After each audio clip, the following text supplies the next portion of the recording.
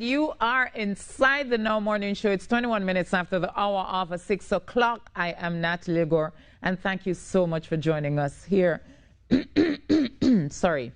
So we're going to be speaking with Yesenia Gonzalez about the 700 Venezuelans who have chosen to return to Venezuela. Why? Is it the right move? Well, we'll find out now from Venezuelan activist Yesenia Gonzalez. Good morning to you, Yesenia. Good morning. Blessings to you and to everybody. Thank you so much for joining us. Thank you so much for having me on air. You're most welcome. So, Yesenia, for the second time, after the government took the decision to register, over 16,000 Venezuelans, for the second time we're seeing Venezuelans choosing to return to Venezuela. What's the reason behind that? Well, you know, not everybody wants to go back to Venezuela. That is one.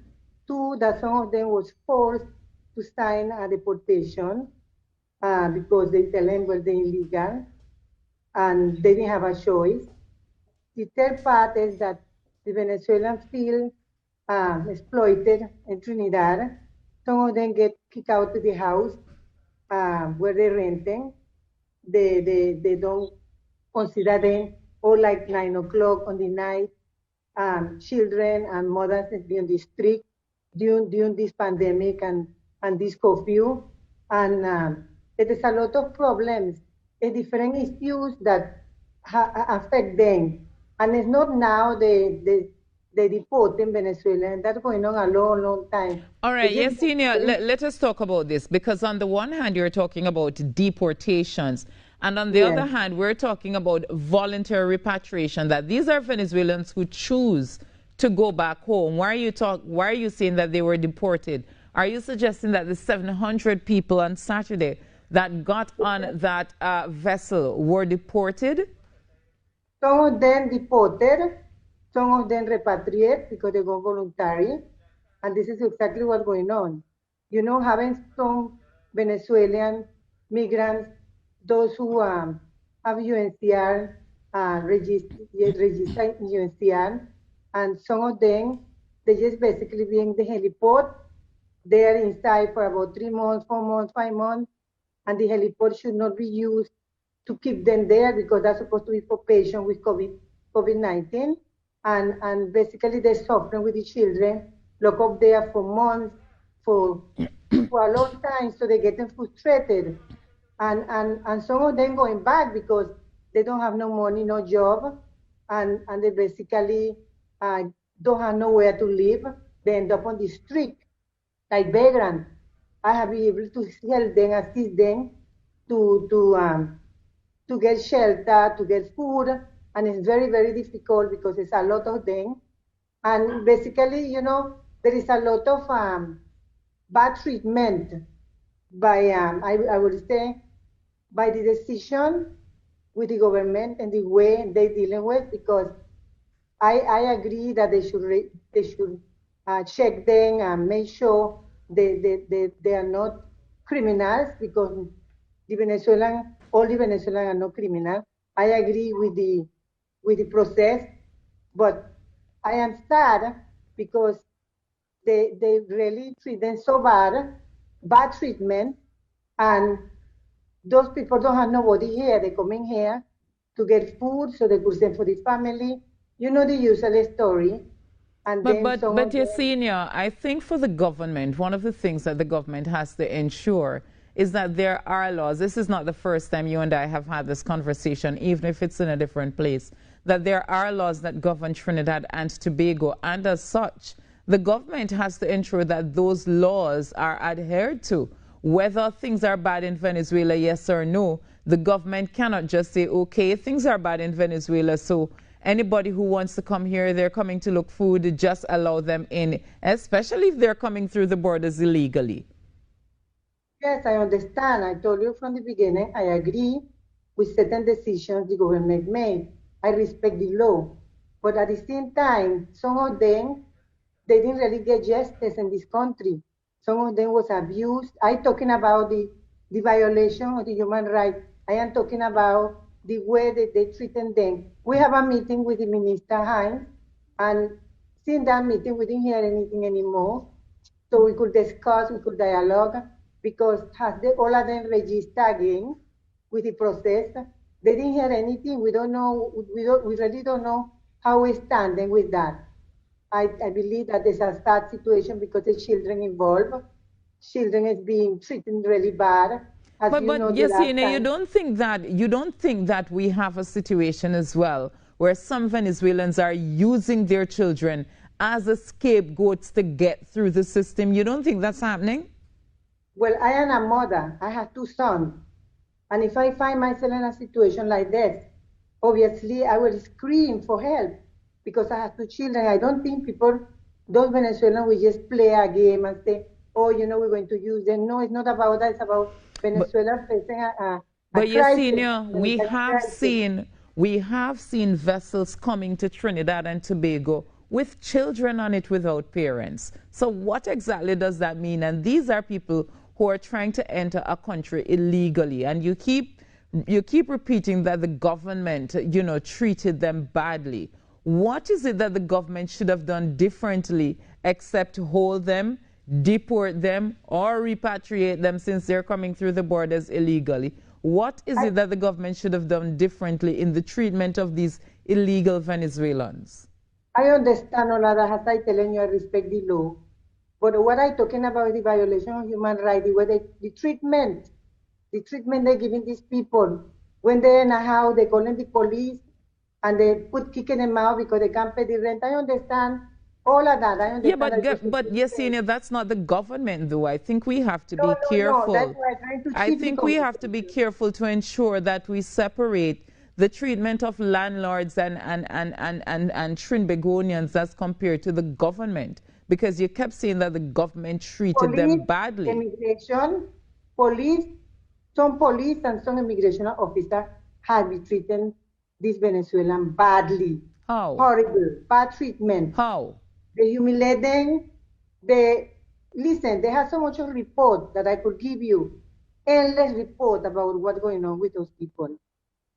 It's bad. If a police officer rape a woman, which that happened, two officers rape a woman not too long ago, and she was afraid to report it because because of the law in Trinidad, they are illegal, and she could not go and report it because she's afraid of her life. You live in Venezuela in a crisis, and you come into a country to get protection by the international law, and at the same time, it's bad treatment. They abuse them. But Yesenia, if a crime, in a calabozo, Yesenia, you know what a calabozo? If a crime has been committed, which is rape that you're alleging at this time, I mean, Yes. that is something it's a crime, which means that it's against the law. It's not a government policy, and obviously the government is not standing for that. So again, I want to be clear that we separate, a human being, whether in a position of authority, yes or no, taking a decision to violate somebody which is against the laws of Trinidad and Tobago.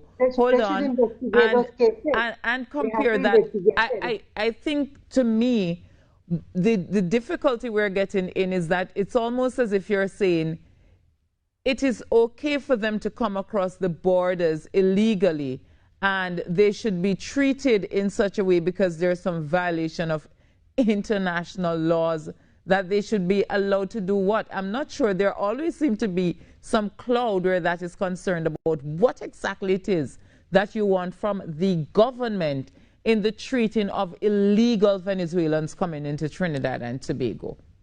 Compassion, and they should respect the international law. Right. So let's talk about that compassion and international law. International law and compassion can mean the minute you touch the shores and we find you, we send you back.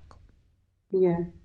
That's compassionate. Is that right? Is that right? I find it is extremely right, because you're violating the laws of a Trinidad and Tobago. So unless you're suggesting to me that the government should do away with the laws and just look at... I understand. And just look at humanitarian treaties, look at international treaties. Exactly. Well, you can't ask a government to do that. You can't ask... They signed to that, and they did not obey. They signed it. Yesenia, I don't think you can ask a government to ignore all the laws of its land to look at international treaties to treat with the situation. I don't think that is going to happen. Why they don't investigate those cases where they have Venezuelans in the heliport for months, which that place is supposed to be only for patients for corona. They're not supposed to meet them together there. Right. Look how they put them in a boat. Do you think it would be more human? Right? Do you think it would be more humanitarian to deport them or to repatriate them? Listen, the protocol is social distancing, sanitize, wear your mask. How those people end up in a boat, all of them crowded together. They leave them in the middle of the sea. They end up with no gas. A boat nearly catch a fire, right? How you could do something like that? Yesenia, they took the same risks. They took the same risk to come here, and it wasn't a problem. But anyway, Yesenia, let's talk about those people who voluntarily decided to return to Venezuela. What's the situation like in Venezuela? Because we kept hearing that things were so bad in Venezuela that people kept running here, but now we're seeing them running back. So have things improved in Venezuela? Not at all. It's worse than ever. This is something that is not come out on the news. I find they should have sent some journalists to Venezuela and let them see, not from me, because I was in Venezuela last year, and it was so bad that I just want to run, and I am not in a position like them. They don't have no food. It is killing in Venezuela. It's horrible. The criminals have the power in Venezuela right now with guns. When you go into the drugstore and you come out to the drugstore, the grocery, they grab your bag and you know, it's a crisis, and they have to know that there is a crisis in Venezuela. It's not like in Guyana or Jamaica that people want to come to Trinidad. It's not like that, because Guyana could get food, they could get transport, and so on. Venezuela is facing a humanitarian crisis. It is horrible. It's like a nightmare. So then why do you believe so many Venezuelans are choosing to return home? Because they don't have nowhere to live. They don't have no food. So they rather go and shelter anywhere in Venezuela, where their country. And some of them will be forced to sign a deportation. Some of them, they voluntarily, yes, go because they are tired. Some of them don't want to be locked up for months. You want to be locked up for months and then live in Trinidad? If I have to go into a country where they will have me locked up for months, humiliating me, doing all kinds of things that people that have not been investigating that, then what is my choice? To go for the worst?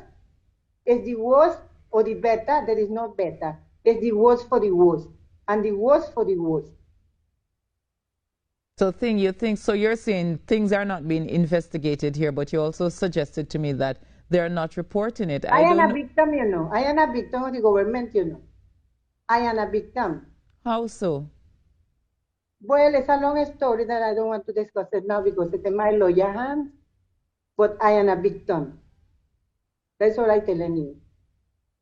Maybe further on down the road I will be able to say what it is, because right now I don't want to talk about it, because all of that is in my lawyer hands. But you're a victim of the government, you see. Mm-hmm. All right. Yes, with the government. Yesenia, I hope that these cases that you say aren't being investigated aren't actually, so that, you know, if they're reported. Venezuelan that they got raped in this country, who is responsible to take care of those matters? The police? Yeah, but even if you have national security working with the immigration, who is the government? When I say the government, I mean the present government. That's what I'm talking about, the present government. I'm making that clear. So just the present government, not the past. Well, remember that this crisis started in how long? You check that out. Check that out. No. It's you. It's for you to tell me. I'm just here. I'm on a fact-finding mission. It's just for you to tell me what the situation is. If you have untoward police officers who are raping Venezuelans, whether they're registered, yes or no. Women, Those are things to be investigated, but first they have to be reported. Yes, of course. I have been helping the Venezuelans to be reported, yes, and go to the police. I have been asking for assistance from the police in relation to human trafficking victims, and there is a report that I could show you. I could give you a copy of that I have in my hand. I'm my lawyer. Yesenia, I want to thank you so much for speaking with us this morning, and all the best to the Venezuelans who are here, who are, you know, I know that Trinis have definitely gone above and beyond to help Venezuelans. We've seen it all the time. So if there are Venezuelans who are in bad positions, then we hope that they can get some kind of assistance. But we do have to leave it there, Yesenia. We are out of time. So thank you so much for speaking with us this morning.